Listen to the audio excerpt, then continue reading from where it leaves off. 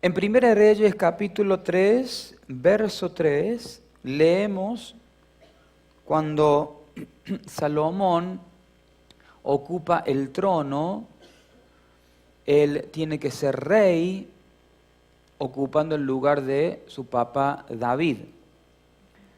Leemos entonces Primera de Reyes capítulo 3, verso 3. Mas Salomón amó a Jehová andando en los estatutos de su padre David. Solamente sacrificaba y quemaba incienso en lugares altos. E iba el rey a Gabaón, porque aquel era el lugar alto principal, y sacrificaba allí. 1000 holocaustos sacrificaba Salomón sobre aquel altar. Y se le apareció Jehová a Salomón en Gabaón una noche en sueño, y le dijo Dios: pide lo que quieras que yo te dé. Y Salomón dijo: tú hiciste gran misericordia a tu siervo David, mi padre, porque él anduvo delante de ti en verdad, en justicia y con rectitud de corazón para contigo, y tú le has reservado esta tu gran misericordia, en que le diste hijo que se sentase en su trono, como sucede en este día. Ahora pues, Jehová Dios mío, tú me has puesto a mí, tu siervo, por rey, en lugar de David mi padre, y yo soy joven, y no sé cómo entrar ni salir. Y tu siervo está en medio de tu pueblo, al cual tú escogiste, un pueblo grande, que no se puede contar ni numerar por su multitud. Da pues a tu siervo corazón entendido para juzgar a tu pueblo, y para discernir entre lo bueno y lo malo, porque ¿quién podrá gobernar a este tu pueblo tan grande? Y agradó delante del Señor que Salomón pidiese esto. Y le dijo Dios: porque has demandado esto, y no pediste para ti muchos días, ni pediste riquezas para ti, ni pediste la vida de tus enemigos, sino que demandaste para ti inteligencia para oír juicio. He aquí, lo he hecho conforme a tus palabras. He aquí que te he dado corazón sabio y entendido, tanto que no ha habido antes de ti otro como tú, ni después de ti se levantará otro como tú. Y aún también te he dado las cosas que no pediste, riquezas y gloria, de tal manera que entre los reyes ninguno haya como tú en todos tus días. Y si anduvieres en mis caminos, guardando mis estatutos y mis mandamientos, como anduvo David tu padre, yo alargaré tus días. Cuando Salomón despertó, vio que era sueño, y vino a Jerusalén, y se presentó delante del arca del pacto de Jehová, y sacrificó holocaustos, y ofreció sacrificios de paz, e hizo también banquete a todos sus siervos. Salomón tenía el ejemplo de su padre. Cuando Salomón oró a Dios, le hacía mención a Dios del ejemplo que había recibido de su padre. Hemos leído que Salomón dijo: le hiciste misericordia a mi padre, dándole hoy un hijo que ocupe el trono. David fue rey en Israel durante 40 años. En esos 40 años David obtuvo el bienestar para la nación. Venció a los enemigos, extendió los límites de la nación, formó un ejército fuerte, un ejército bien preparado. Se aseguró que el pueblo estuviera protegido, se aseguró que el pueblo estuviera bien defendido. Y antes de morir, David reunió a todos sus colaboradores, a los gobernantes, para hacer el paso de la autoridad a su hijo Salomón. Se encargó él de explicarle a todos que Salomón era el indicado por Dios para ocupar ese trono. Y de esa manera vemos cómo David le transfiere y le traspasa a su hijo la responsabilidad de gobernar una nación. Ahora, uno de los deseos de David había sido construir el templo. El pueblo de Israel había estado lidiando con la idolatría. De todos los reyes de Israel y de Judá, siempre había uno que volvía a la adoración pagana. David tenía como anhelo edificar el templo porque quería que el lugar de adoración volviera a ser Jerusalén. Ese fue uno de los deseos de David. Y David le enseñó al pueblo a dar.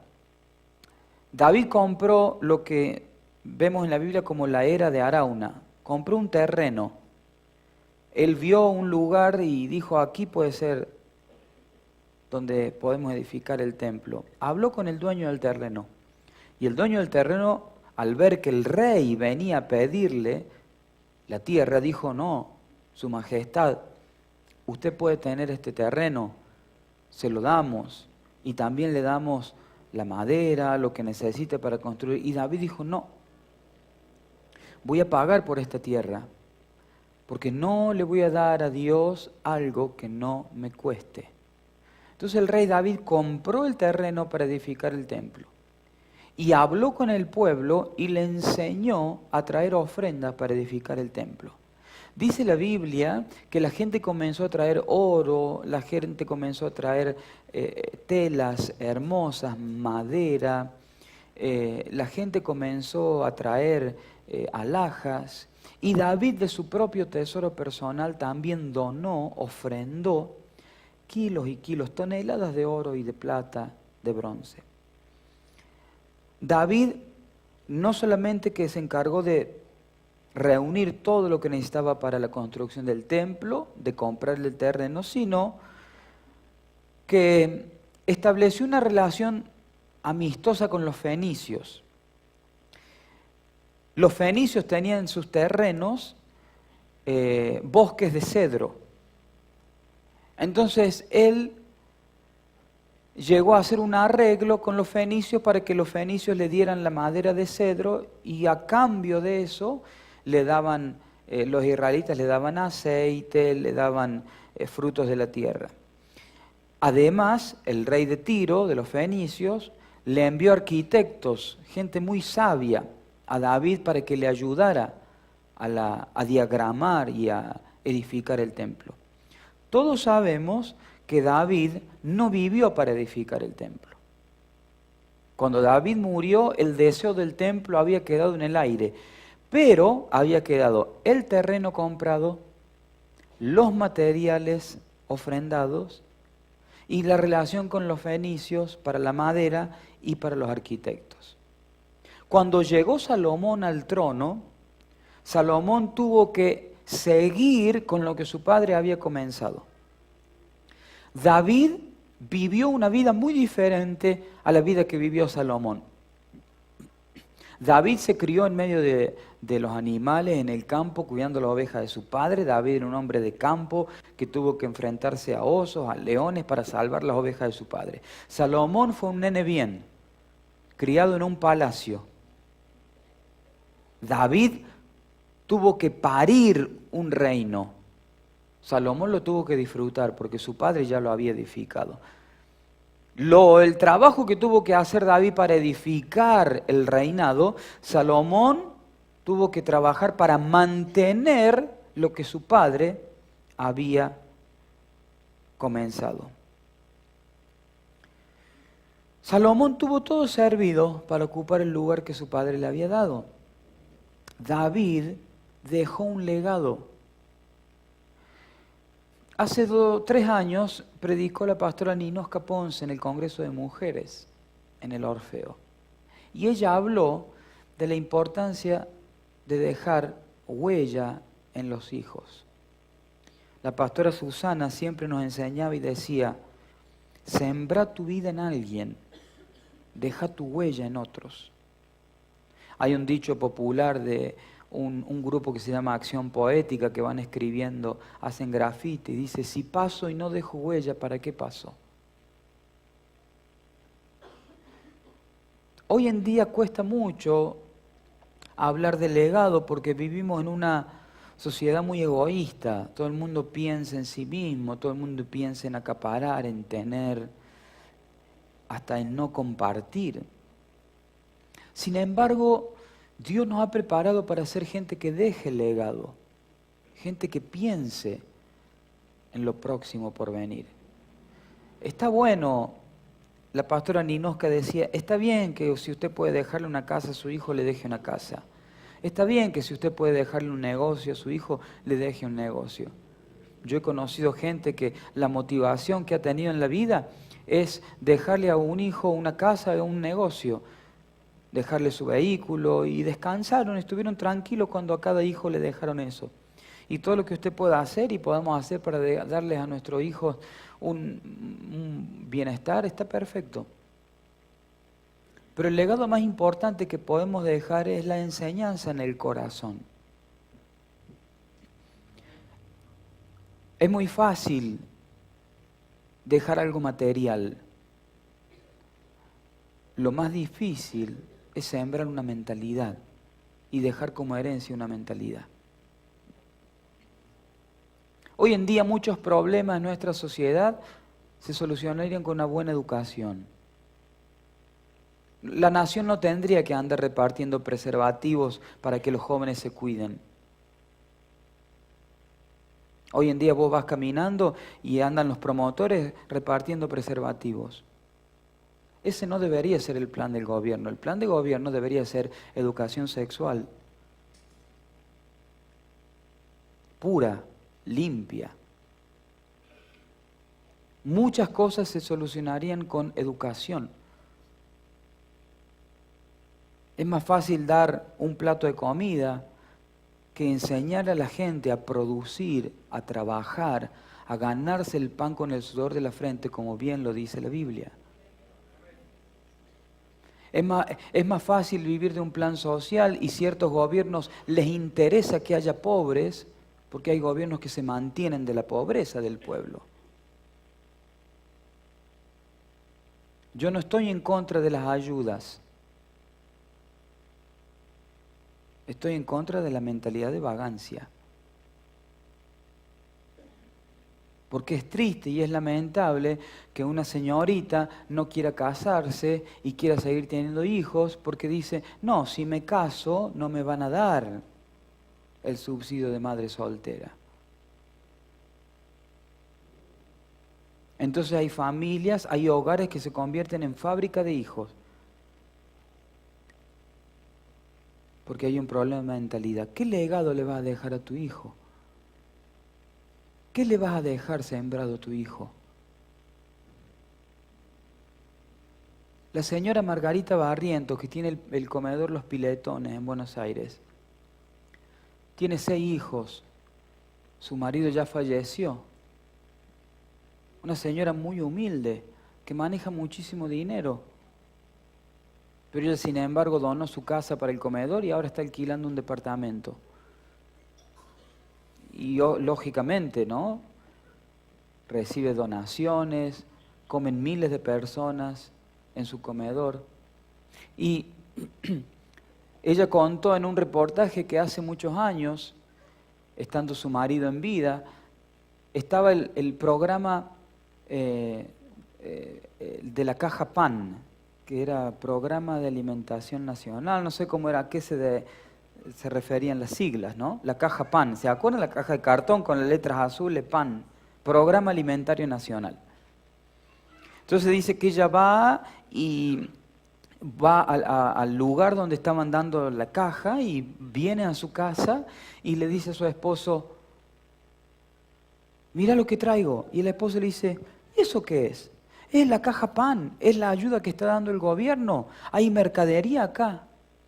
Y dice que el marido le dijo, querida, mientras yo tenga 2 manos y 2 piernas, y vos tengas 2 manos y 2 piernas, vamos a trabajar para darle a nuestros hijos nosotros el pan de cada día.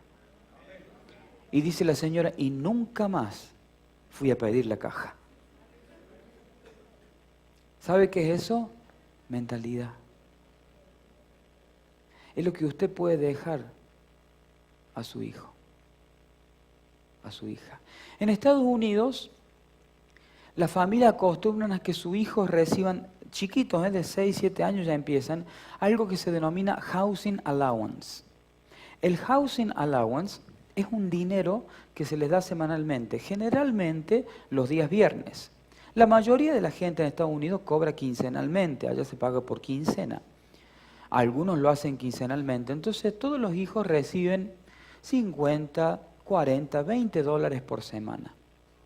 Ellos reciben su housing allowance, reciben. Pero hay una lista de tareas que tienen que hacer durante la semana para recibir ese housing allowance. Cortar el pasto, tenderse la cama, lavar los platos un día a la semana, barrer, limpiar. Tienen su lista y si lo cumplen, tienen su housing allowance. Y le enseñan desde chicos la mentalidad del ahorro. Esto vas a ahorrar, esto vas a hacer, esto. A mí me impactó eso cuando me choqué con esa cultura y con esa... Pues yo estaba dando clase en una escuela y los nenitos me decían, no, porque tengo que estar temprano, hoy me toca cortar el pasto, esto y lo otro. Yo decía, pero estos chicos son un amor, tan desesperados por hacer... No, es porque el viernes recobraban. Y usted va a ver a chicos de 13, 14 años ofreciéndose para cortar el pasto, para pasear los perros, porque saben que el que trabaja recibe dinero. Muy triste es estar por las calles de Córdoba y ver a chiquitos de 9, 7, 6 años en la esquina pidiendo dinero. Como me tocó hace 2 semanas en la estación de servicio, antes de venir para acá un jueves, un nenito de 10 años vendiendo bolsas de residuos.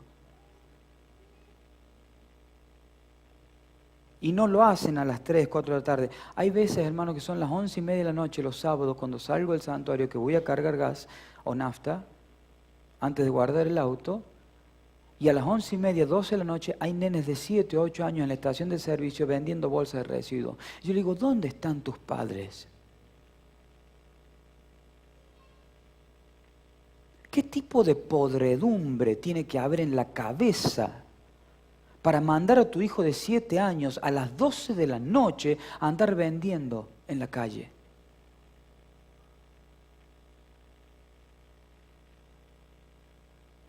Me tocó saliendo una noche de calle Salta. Estábamos con unos chicos ahí en la iglesia, yo todavía estaba soltero, o sea que hace varios años de esto. Y vamos a la heladería, a la vuelta de calle Salta una noche de verano después de una reunión del día miércoles. Y estamos afuera en la heladería tomando un helado y viene un nenito y me mira, me dice, ¿tiene 5 pesos? Habrá tenido 7, 8 años. Y lo miro, no, le digo. Y me miraba y le digo, ¿querés mi helado? Sí. Bueno, toma, te doy mi helado. Los que conocen Córdoba, Maipú y Olmos, una esquina muy transitada, muy peligrosa, cruzaba solo en la calle el nenito, esquivando autos, con el helado. Decido seguirlo y ver a dónde iba. A la mitad de la cuadra, en la entrada de un edificio, estaba una señora sentada, comiendo un pebete, tomando una coca, con una criatura en brazos y otra nenita que no habrá tenido más de 4 años. Yo voy siguiendo al nene a, no sé, 5 o 6 metros, y veo que el nene llega a esa entrada de escalera del edificio donde la señora estaba sentada en la escalera. Yo alcanzaba a ver las rodillas de la señora, el bebé en los brazos, el pancho y la coca ahí en el escalón. Y el nenito se para y le dice a la mujer, ¿de dónde sacaste eso? Me lo dio un señor. ¿Y te dio plata? No.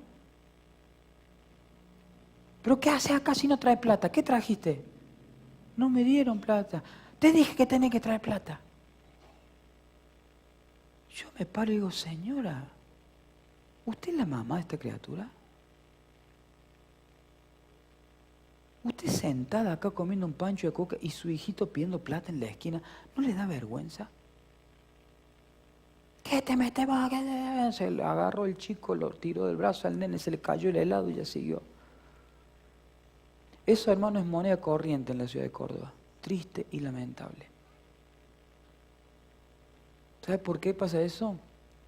Porque no hay gente que entiende la importancia de dejar un legado y de sembrar principios y valores. Si vos hoy sembras principios y valores en un niño de 2, 3, 4 años, yo te garantizo que se van a convertir en triunfadores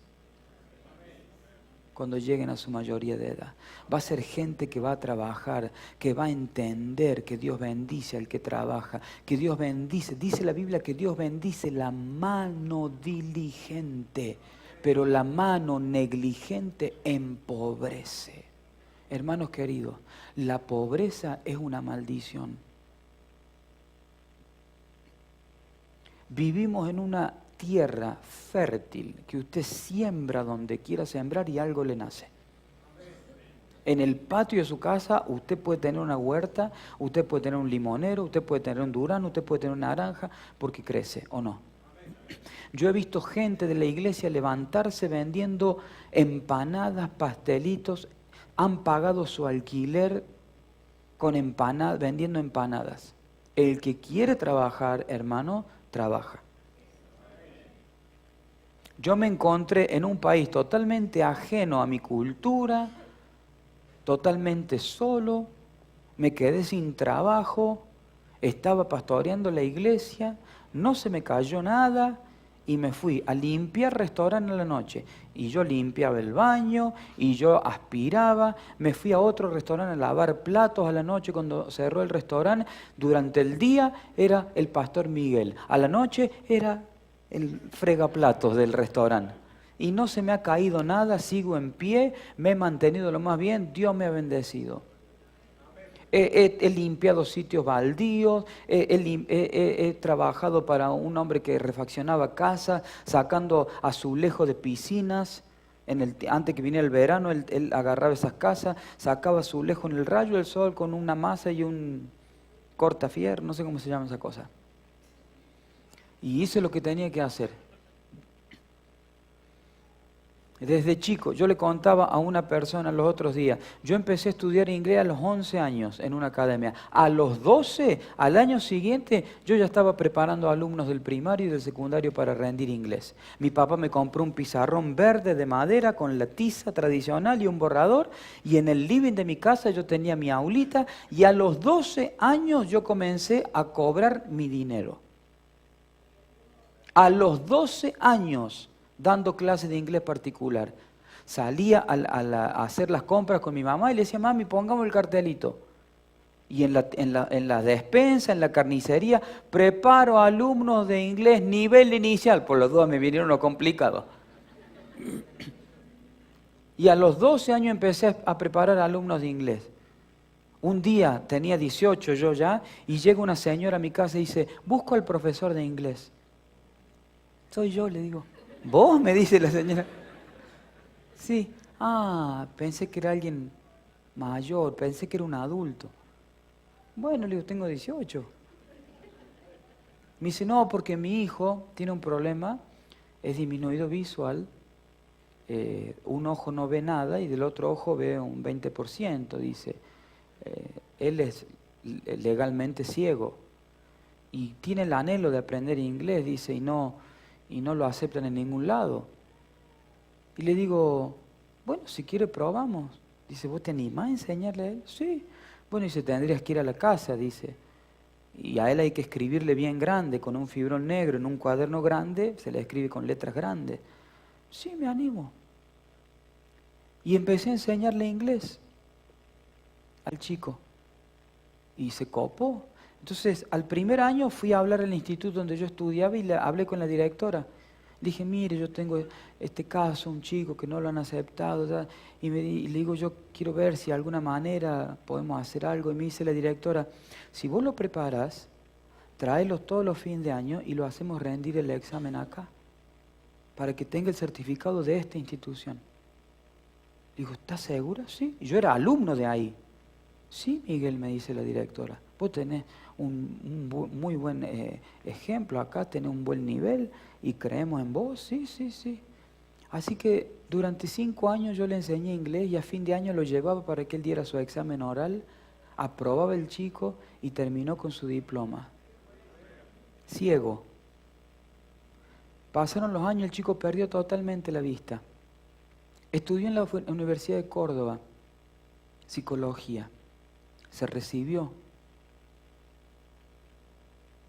Por un contacto que tiene, se presentó al hospital privado y trabaja hoy, trabaja, anda con su perro guía, vive con su esposa, acaba de ser papá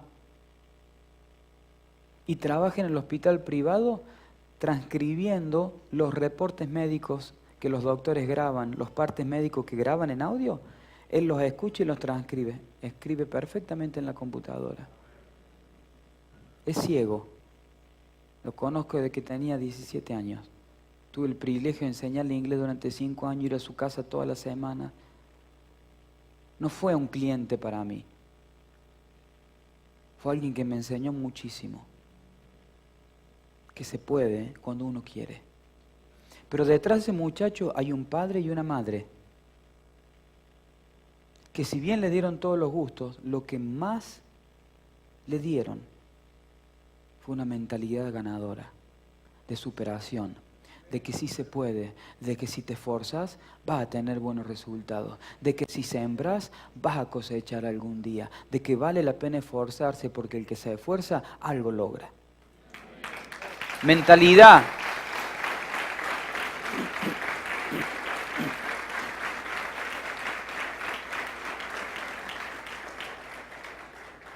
Según el diccionario, legado significa disposición legalmente formalizada que de un bien o de una parte del conjunto de sus bienes hace el testador a favor de alguien y que debe ser respetada por el heredero o herederos. Aquello que se deja o transmite a los sucesores, sea cosa material o inmaterial. Vos podés dejar algo material, está perfecto, pero lo que más vale es lo inmaterial, los principios, el ejemplo, lo que sembras en el corazón de esa persona. David hizo un buen trabajo en preparar legado para su hijo. Salomón fue el hombre más sabio descrito en la Biblia. Lamentablemente, después tomó algunas decisiones que lo hicieron terminar mal. Josafat fue un hombre que Dios usó mucho en un tiempo. Él trabajó también, al igual que David, para erradicar la idolatría de Judá. Pero lamentablemente, por conveniencia y por ambición personal, hizo alianza con Acab. En ese momento Acab era rey de Israel. Y Acab era un rey desastroso. Acab estaba casado con Jezabel. Jezabel era el mismo demonio trasvestido. Jezabel había ordenado que se mataran a todos los profetas de Dios. Jezabel era una mujer diabólica. Jezabel le pidió a su esposo Acab que le construyera un templo para ella. Fue tan malintencionada que engañó a su esposo para que le construyera un templo, y cuando Acab terminó de construir el templo, ella le dijo, bueno, ahora que me has construido este templo tan lindo, se lo vamos a dedicar al Dios de los vientos y de la lluvia y de la cosecha. Y de esa manera ella lo engaña a Acab, y una vez que el templo estaba hecho, ella lo consagra al Dios de la cosecha, de la lluvia y del viento. Y de esa manera, Jezabel empieza a introducir el culto pagano en Israel. Josafat tenía un hijo que se llamaba Joram. Y Josafat arregló el matrimonio de su hijo Joram con Atalía, la hija de Acab y Jezabel. La hija de Acab y Jezabel, Atalía, terminó siendo peor que su mamá Jezabel. Porque cuando Atalía llegó a ser reina de Israel, antes de ser reina, mandó a matar a sus nietos para que sus nietos no ocuparan el trono y quedara ella como reina. Fíjese el tipo de personas. ¿Por qué le doy este trasfondo? Porque Josafat cometió el error de arreglar el matrimonio de su hijo con la hija de los reyes de Israel, que en ese momento era el peor tiempo de Israel, el tiempo más idólatra de Israel. Josafat había trabajado para que en Judá se erradicara la adoración pagana e idólatra. Pero antes de morir arregla el matrimonio de su hijo con la hija de los reyes de Israel, y cuando Joram se casa con Atalía, Atalía trae a Judá toda la idolatría de Jezabel y de Acab. O sea que todo el esfuerzo que hizo Josafat para erradicar el paganismo, su propio hijo lo volvió a traer. Dice la Biblia que Joram reedificó los altares idólatras que su propio padre había destruido. Fíjese la importancia de tomar buenas decisiones para nosotros y para nuestros hijos. Y no hacer lo que a nosotros nos convenga, sin fijarse qué estamos dejando como ejemplo y como legado. Josafat cometió un grave error, distinto a lo que hizo David, que hizo alianza con el rey de Tiro para que quedaran buenas relaciones y ayudar a la construcción del templo. Josafat hizo un desastre al hacer que su hijo se casara con la hija de los reyes paganos, idólatras. La decisión que nosotros tomemos hoy va a ser de mucha influencia.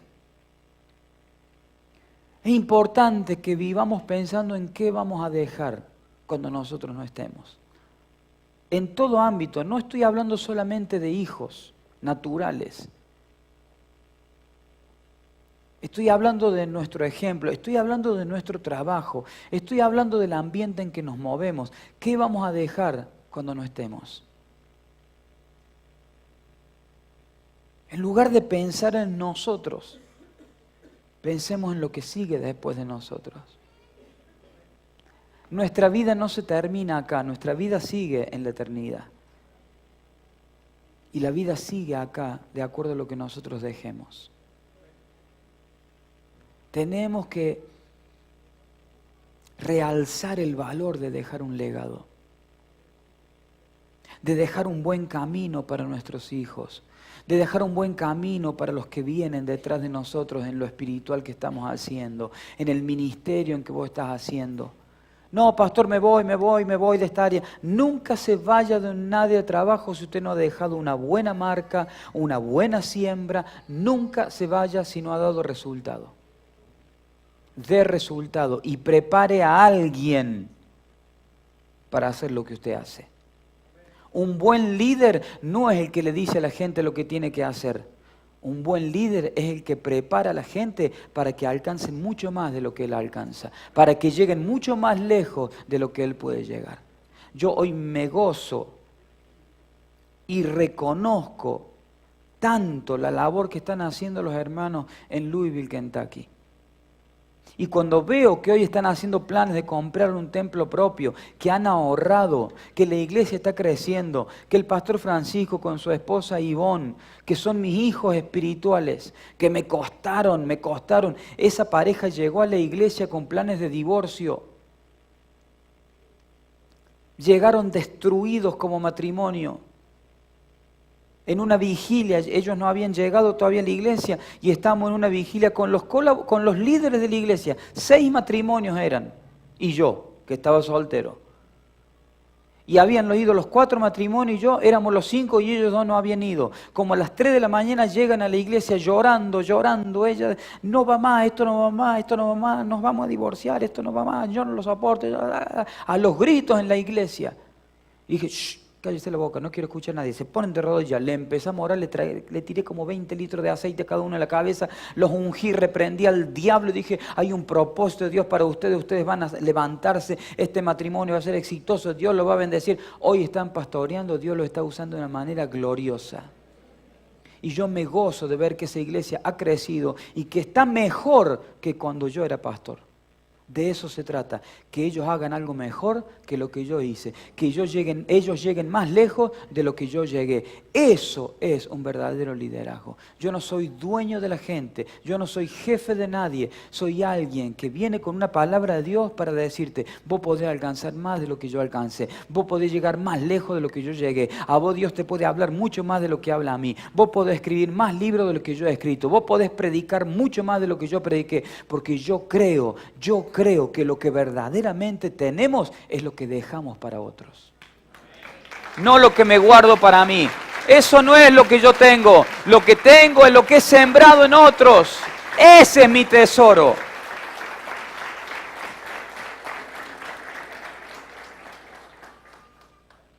Los otros días un jovencito de la iglesia, 18 años tiene, me dice, pastor, ¿cómo usted a la tarde va a la iglesia? ¿Cómo es su día hoy? Me quería invitar a tomar un café. Le digo, bueno, a ver, hoy voy a estar en la oficina a las 7. Dice, y usted, perdóneme el atrevimiento, pero usted, ¿cómo es su horario? ¿Cómo trabaja usted? ¿Usted cómo es?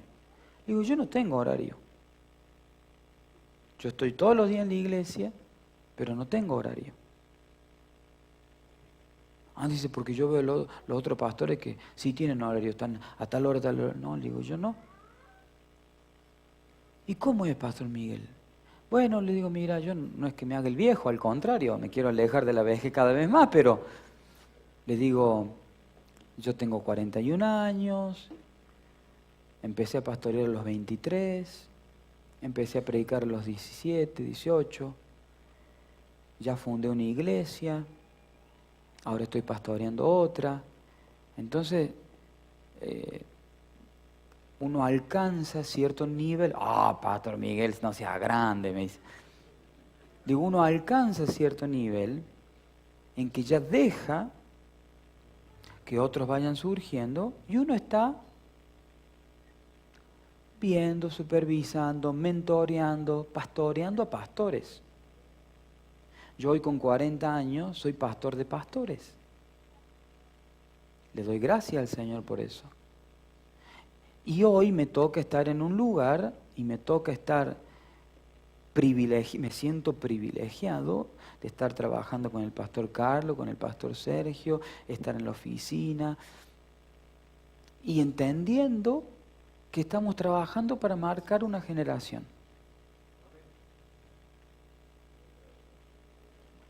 Para invertir porque así como no tengo horario, hay días que paso 18 horas en la oficina. Hay días que llegamos a las 10 de la mañana y hasta las 9, 10 de la noche no nos vamos. Y ahora, gracias a Dios que tenemos la cafetería ahí en Buchardo, que bajamos y comemos y subimos a la oficina de nuevo. Y así como no tengo horario, también tenemos noches sin dormir.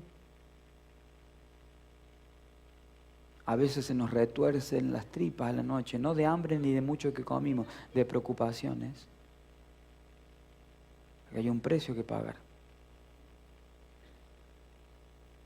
Uno sufre.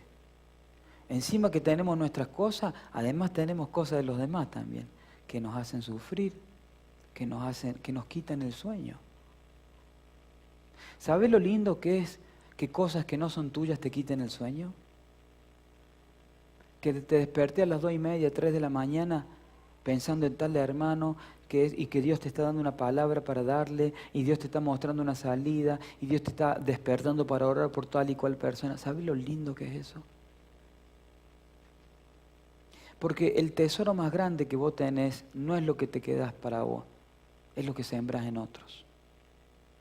A mí de chico me hablaban de que tengo una corona en el cielo y por cada buena actitud que hago con los demás, Dios me va dando una piedrita nueva en la corona.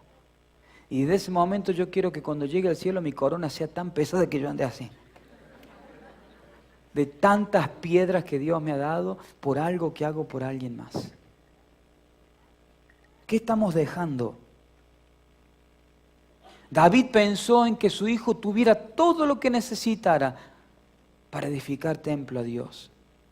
Josafat, sin embargo, pensó en él mismo y pensó que sus últimos años él la pudiera pasar bien sin importar en el problema que lo estaba metiendo a su hijo. Josafat condenó a su hijo con la decisión que tomó. Cuando Pablo le escribe a Timoteo en 2 Timoteo 1:5, le dice, trayendo a la memoria la fe no fingida que hay en ti, la cual habitó primero en tu abuela Loida y en tu madre Eunice, y estoy seguro que en ti también. Pablo le dice a Timoteo, vos recibiste un buen ejemplo de tu mamá y de tu abuela. Había algo bueno en tu mamá y tu abuela y estoy seguro que eso también está en vos. Porque Loida y Eunice fueron dos mujeres que supieron dejar un legado. Lo instruyeron a Timoteo a que fuera un hombre de fe. Y cuando llegó Timoteo a encontrarse con Pablo, Timoteo ya tenía en su interior la palabra sembrada. Timoteo había recibido un buen ejemplo en su casa. En su casa había recibido un buen ejemplo. ¿Qué ejemplo estamos dando en nuestra casa? Me llama la atención los padres ausentes que están bajo el mismo techo, pero que no están. Cuando el hijito tiene que venir a tirarle el pantalón al papá o a la mamá, porque el papá y la mamá pasan más tiempo en Facebook que jugando con su hijo. Gente grande. Y le tiran al hijo la tablet o el celular, jugá, para que ellos puedan estar tranquilitos en Facebook, subiendo fotos, comentando, viendo. Mientras la criatura ahí con el celular. Hermano, no haga eso. Que nuestros niños vuelvan a jugar juegos didácticos. Llévelo al patio, si tiene patio, que hagan una torta de barro, una casa de barro. Que jueguen, que no se emboben con esto. Que jueguen siendo creativos, que armen algo con bloquecitos de madera, con tarritos tupper, no sé. Claro, que usen la cabeza. Hoy nos admiramos, ¡ay, qué inteligente! Mirá cómo maneja el celular. Eso no es inteligencia. Eso es algo automático. Inteligencia es darle a un chico 5 tuppers y decirle, pone uno adentro del otro para que el chico empiece a trabajar y diga, más grande, más chico, entra, no entra, cierra, no cierra. Eso es inteligencia. No ponerlo al frente de una pantalla que esté toqueteando como pavo.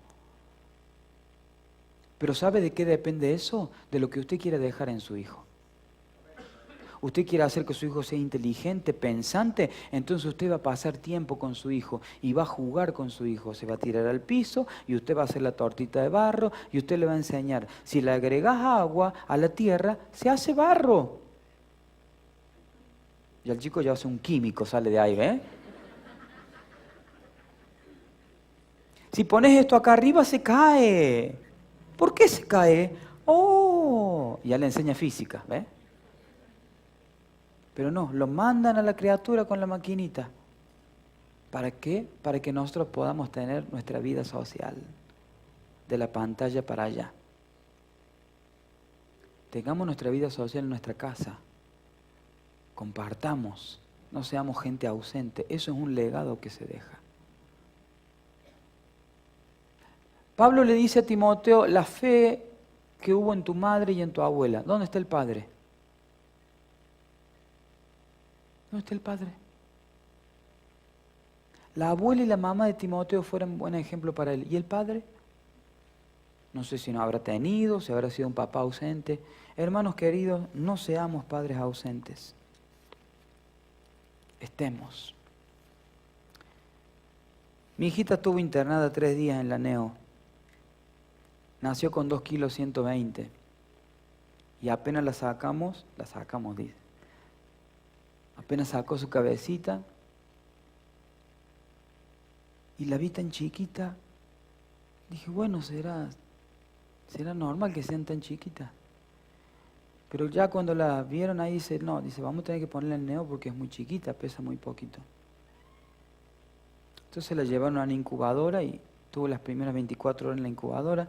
Esa primera noche estábamos ahí en el sanatorio y bajaba cada rato a verla y al día siguiente le dieron de alta a mi esposa porque estaba bien, parto natural, pero la bebé tenía que quedar jueves, viernes y no sabíamos hasta cuándo. Viernes, sábado y no sabíamos hasta cuándo. Entonces le digo a mi esposa, hagamos una cosa, nos quedamos todo el día, yo me quedo a la noche, vos te vas a dormir porque tenés que amamantar, entonces a la mañana tipo 6, 7 vos venís, yo me quedo un rato, a la siesta yo me voy, me pego una ducha, duermo un ratito, vengo, así me quedo toda la noche. Y me quedé esas 3 noches solito con ella. Estaba en la cunita y viene la doctora y me dice, papá, ¿le quiere cambiar el pañal? Bueno.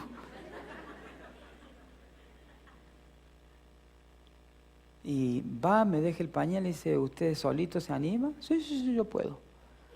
Y ahí fue orar y interceder, Padre, en el nombre de Jesús, ¿cómo se hace esto? Encima tan chiquita, viste, que te da cosa tocarla. Pero vi la enfermera que le hacía y la nena feliz, yo también, empecé. Al otro día viene la enfermera de turno y me dice, es primerizo, ¿no? Le digo, se nota mucho. No, dice, siempre preguntamos nosotros. Sí, porque la noche anterior, cuando yo me quedo al primer turno, o sea, me quedo a la primera, al primer amamantamiento, después de las 12 de la noche tocaba uno a las 2 de la mañana, creo. Ahí yo ya estaba solo. Entonces, yo me quedé y ahí me pregunté, me dice, usted dice, bueno, usted se va, me dice después de las 2. No, le digo, ¿a qué hora es la próxima? Y la próxima es a las 4 de la mañana, creo que era 4. No, le digo, yo vuelvo. Ah, ¿vuelve? Sí, le digo. Eran la 1 y pico, bajo a tomar un café, 40 minutos y subo de nuevo. Toco el timbre en la Neo. Sí, Neo. Sí, le digo, el papá de Sosa. No, el papá de Sosa ha salido, vuelve más tarde. No, le digo, yo soy el papá de Sosa. ¡Ah! Bueno, ahí voy. Y me abre la puerta de la enfermera y dice, ¿se olvidó algo? No, le digo, vengo para entrar. ¿Ahora? Sí. Ah, dice, pero es a las 4. No, le digo, pero me quedo. ¿Se queda acá con la nena? Sí, le digo. Ah, bueno, pase. Y así estuve la noche, ¿no? Bajé solamente a tomar un café y volví a subir y me quedé toda la noche al lado de ella, la alzaba, la acostaba, le cambiaba el pañal, le daba la mamadera. Y al día siguiente me dice, hemos estado hablando de usted toda la noche. ¿Por qué? Le digo. Porque es la primera vez que un papá se queda toda la noche. ¿Cómo que es la primera vez? Sí. Así que ahora nosotros ya hemos anotado ahí en el cuaderno de novedad de la NEO. 3 de mayo del 2018. Primera vez que en el sanatorio Allende, del departamento de neonatología, se queda un papá a cuidar a su bebé.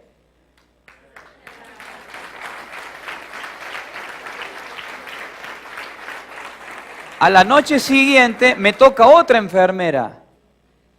¿Usted se queda? Sí, sí, ya no, ya dejaron anotado que usted se queda, que usted le da la mamadera, que usted sí. Y dice, ¿es su primer bebé? Sí, le digo. Y le digo, pero no me quedo porque es mi primer bebé. Me quedo porque es mi hija. Y así fuera la séptima, me quedaría. Le digo, mi hija tiene 2 días y está internada. Yo no me muevo de acá hasta que mi hija no salga. Y no es porque es la primera, es porque es mi hija. Y la veo tan chiquita y tan frágil. Y yo no sé cuánto de esto ella se acuerde. Pero yo sé que en su espíritu, en su alma, ella sabe que sus 3 primeros días de vida, cuando estuvo internada, su papá no la dejó en toda la noche. Su mamá la cuidó todo el día. Y su papá se quedó cuando todos se fueron. Yo sé que eso es algo que yo le dejo a mi hija y que nunca nadie, a ella y a mí, nos va a quitar eso. Es un legado. Y si tengo 7, que no quiero yo 7, pero... y tengo que volver a hacerlo, lo voy a hacer. Sea el segundo, sea el tercero, sea el cuarto. Es mi hija y estaba internada. Yo de ahí no me muevo. Porque es un legado que vos le dejas. ¿Qué le va a dejar a tus hijos? ¿Qué le va a dejar a tus nietos? ¿Qué vamos a dejar, hermanos? Más allá de lo material. Uno como papá quiere dar lo mejor. Y ahora entiendo a los papás que malcrían a sus hijos. Dice, te pueden o no, te hacen lo que quieren. Es así. Pero más que una muñequita, más que un autito, hay que sembrar un principio. Hay que sembrar valores. Hay que sembrar la palabra de Dios. Hay que dejar un legado que los haga vivir cuando nosotros no estemos. Que los haga vivir bien cuando nosotros ya no estemos. Que nuestra huella quede. Que nuestra marca quede. Y que nunca digan, mi papá y mi mamá no me enseñaron eso. Al contrario, que digan, me lo enseñaron hasta el hartazgo. Cuando yo volví de Estados Unidos me fui a vivir solo a un departamento en Obispo Salguero y Entre Ríos, a 5 o 6 cuadras de la calle Salta de la iglesia. Primer piso, un departamento nuevo a estrenar. Cuando va mi papá me dice, Miguel, pone reja, dice, está muy inseguro. Pero no, papi, esto es prácticamente Nueva Córdoba, esto es una zona bien. Pone reja, Miguel, mira qué fácil está treparse. No. Miguel no puso reja, ¿qué pasó? Entraron, se robaron todo. Y me acordé, mi papá me dijo que pusiera reja. La semana pasada viene mi mamá a casa a ver a la nena. Y en una pieza que yo tengo ahí como oficina, tengo cajas de libros. Y una caja se había vencido y estaban las cajas así.